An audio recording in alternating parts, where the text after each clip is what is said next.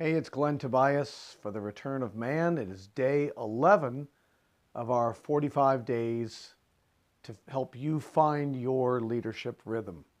And if you think about characteristics of leaders, you're typically going to, you come to the letter I, and what are you going to think of? There's pretty much, oops, we got a stray squiggle there. We'll get rid of that.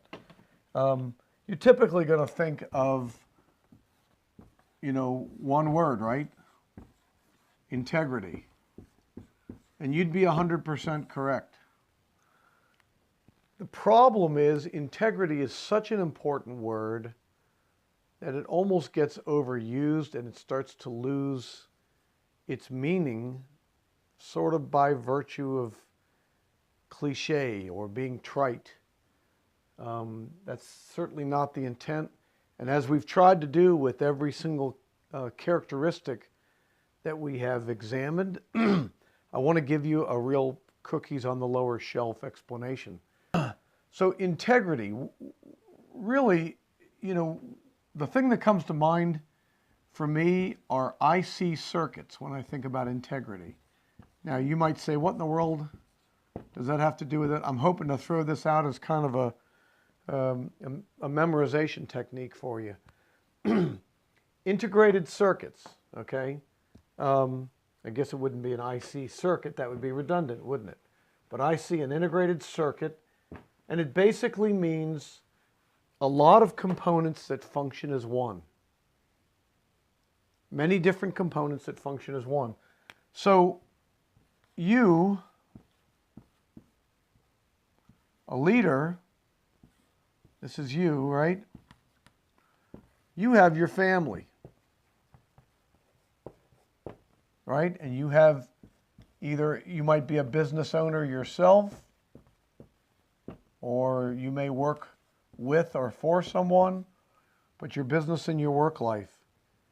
You've got recreational life, okay? You've got friends, what I call friends and fellows, using that in the strict sense of the term. Fellows would be people that have similar interests as you. They may not necessarily be like, your close friends, but they're people that you associate with because of things you do. Might be a friendly acquaintance in some sort of youth organization or a civic organization, a community thing. Those are, so friends and fellows. Those are, you can break this, we all know, if you've been to any seminars ever, you've seen this broken down 1,000 different ways. But the point is, when we talk about integrity, we want you to be integrated. When you deal with your family, the you as a leader that deals with your family relationships should be the same you that deals with your friends and your fellows, should be the same you that is at your business or work, should be the same you that takes part in recreation. Yeah, I got that word close to right. You just can't read it. And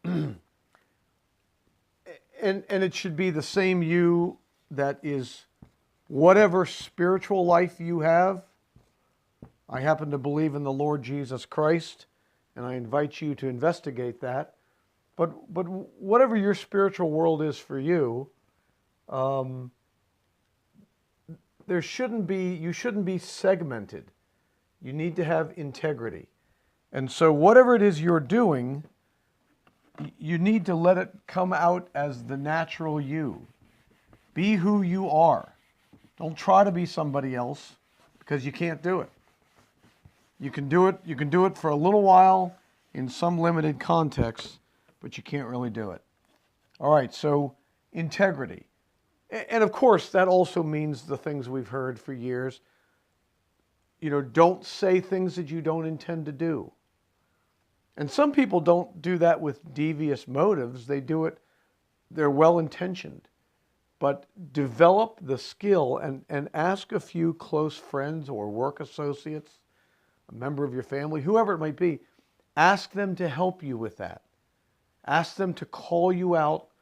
It doesn't have to be publicly necessarily, but ask them to call you out when you get in that habit of, oops, there you go again, you just volunteered for something that you really don't have time to do. Or you don't really have the interest, you're not going to follow through with it. Okay, so have integrity.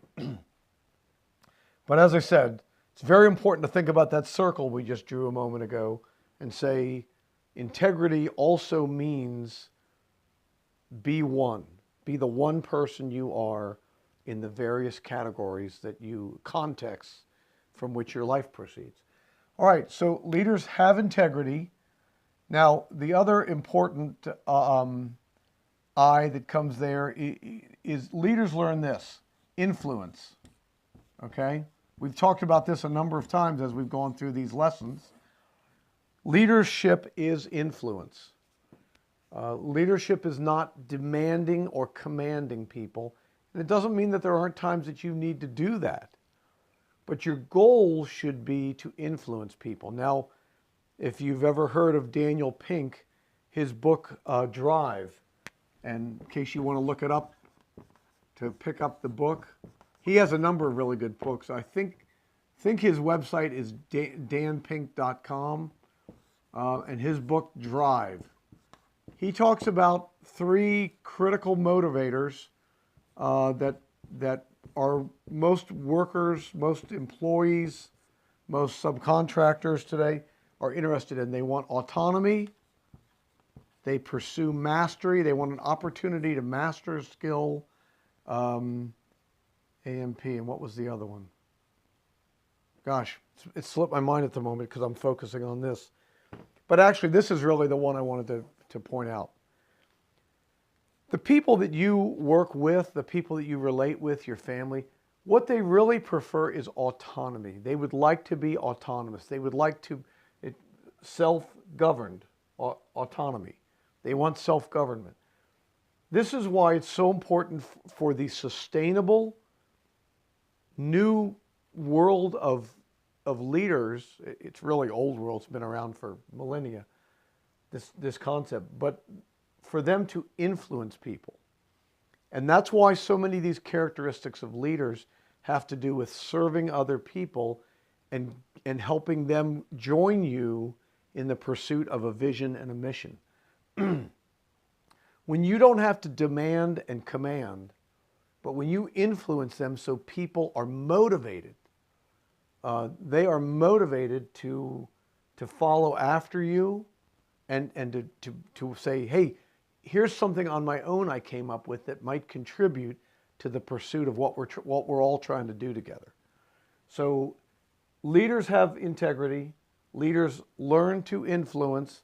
And the last thing is leaders love to empower the people on their team to initiate.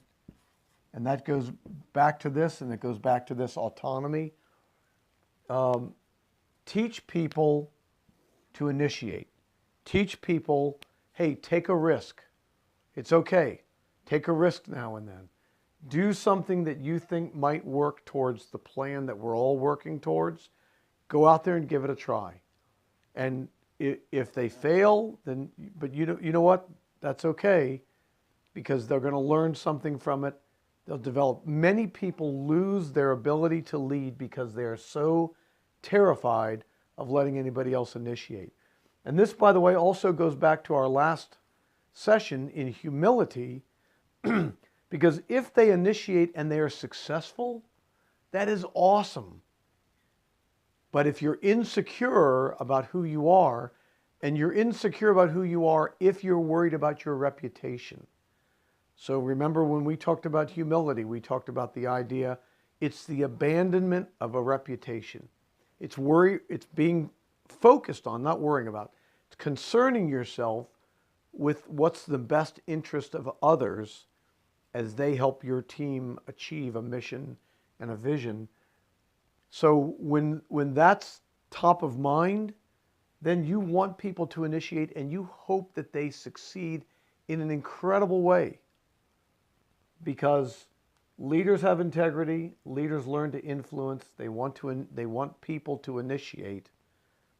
And when people do that, they may stumble and fall once or twice, and that may even cost you something a little bit.